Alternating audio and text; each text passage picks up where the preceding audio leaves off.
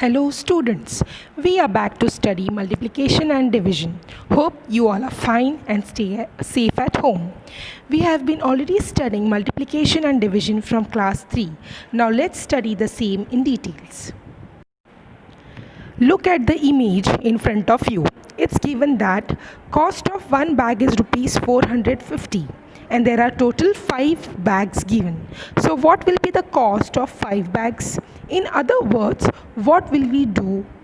We will add, right? 450 will be adding 5 times to get that answer. Means multiplication is nothing but repeated addition. So now we can write it as 450 multiplied by 5. Let's have a look on the multiplication example and the terms used in multiplication. Here children, we have 7452 multiplied by 3, and after multiplication we have also got the answer. So the upper term is known as the multiplicand, the down term is known as multiplier, and the answer that we get is known as product. Let's study properties of multiplication.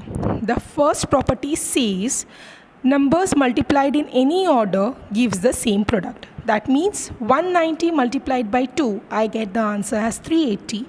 And the same one when I multiply changing the places of the numbers, that is 2 multiplied by 190, I still get it as 380. Property number 2.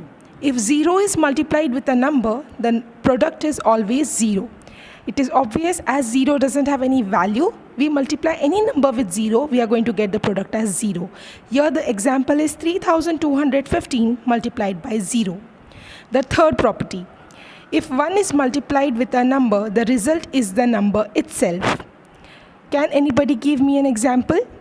That means if I am telling a table of 2, 2 ones are 2. So anything multiplied by 1 will give me the same number. Here children, we have multiplied a 4-digit number by a 3-digit number and a 4-digit number by a 2-digit number as well. So you can go through it and you can also solve it in your book and check if you're getting the correct answers. In this slide, we will see multiplying by multiples of 10. Now what does that mean? Let's see the first one. When we multiply any number by 10, put 1 0 to the right of a number. Now children, we are studying this from last classes that 10, 100, 1000, these are known as base numbers. If you are not aware of it, we can pay attention now that 10, 100, 1000 and so on, these kind of numbers are known as base numbers.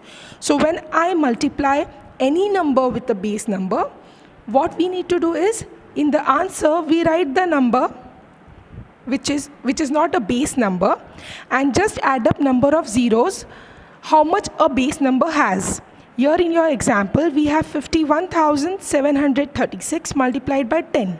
As you can see, 10 has 1 0.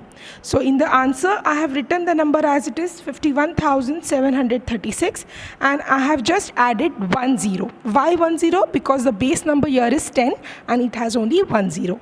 Second one, when we multiply any number by 100, put 2 zeros to the right of a number. Here the example is 51,694 multiplied by 100. I have written 51,694 as it is. And now since 100 have 2 zeros, I have added up 2 zeros at the right of the number in the answer. Similarly is the third one. When we multiply a number by 1000, put 3 zeros to the right of the number. Once again, in the answer, I'll write it as 75612,000. Because here the base number is 1000 and it has 3 zeros. Hope you have understood this concept. Let's have a quiz time now on the properties of multiplication. The first one, 1245 multiplied by what? Is equal to 9876 into 1245. This is again the property of something that if the places are exchanged, still I get the same product. So now what should be the second number here in the blank? It has to be 9876. Second one, 765456 multiplied by 0 will give you 0. Dash multiplied by 415206 is equal to 415206. Here anything multiplied by 1 gives you the same answer. So the third blank is 1.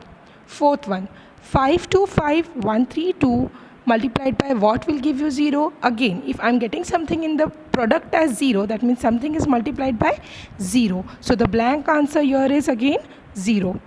Now the fifth one, 3156 multiplied by 100. Here I am doing a multiplication with a base number. So just have a look on the number of zeros, that are 2. So add up those 2 zeros with the complete number, that is 315600. And the last one, 56542 multiplied by 10. Here you will add up only 1 zero in the answer along with the number. So the answer is 65420.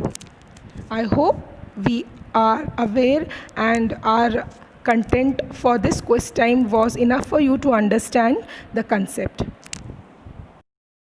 Now let us study about division. Division is nothing but repeated subtraction. In other words, division is nothing but equal sharing. For example, if you have 10 chocolates with you and you all are total 5 friends, now I have to distribute this 10 chocolates equally. Matlab, what does that mean? Nobody should get one of your friend will get 1 chocolate, the other will get 2. No, that shouldn't happen. Everybody should get the chocolates in the same quantity. That means I have to share it equally. In such cases, this has to be divided. So that is nothing but one example of division. So let's have a recap now. Here in front of you, you can see 4 sums. I want you all to please solve it in your book. And if you get a remainder, I also want you all to verify your answer. Here you can see an example solved of a 5-digit number by a 2-digit number. Now let me explain you children.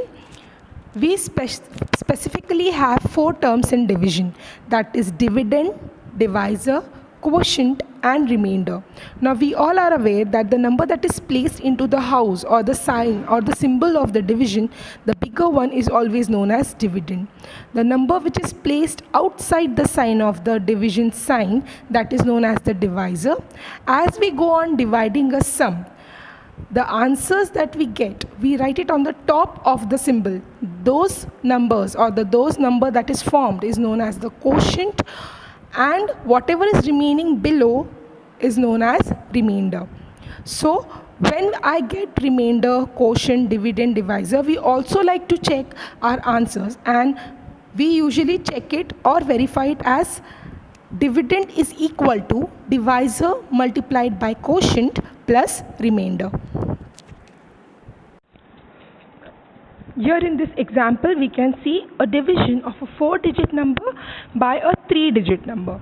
Now, explaining you a 3-digit number which has a 0 on the ones place is simple children.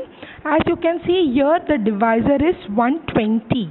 That means I have a 0 on the ones place. So it is simple because you just have to write 12's table and add up 0 in every answer.